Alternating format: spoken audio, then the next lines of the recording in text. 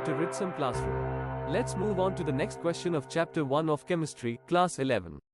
Third question is, determine the empirical formula of an oxide of iron, which has 69.9% iron and 30.1% dioxygen by mass.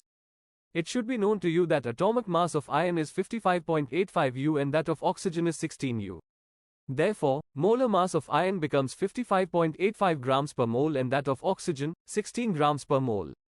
In other words, number of atoms in 55.85 grams of iron equals 1 mole and in 16 grams of oxygen, 1 mole.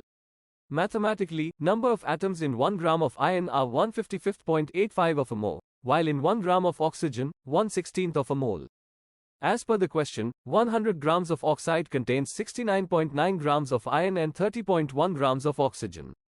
Therefore, again mathematically, number of iron atoms in 69.9 grams equals 69.9 divided by 55.85 moles, and in 30.1 grams of oxygen, 30.1 divided by 16 moles.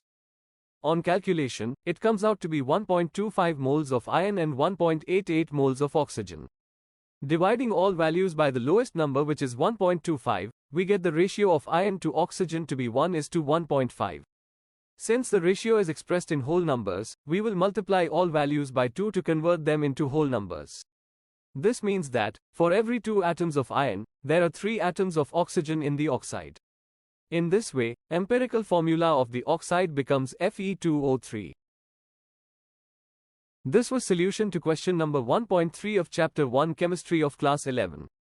We will take up rest of the solutions in further parts of the class. See you in the next class.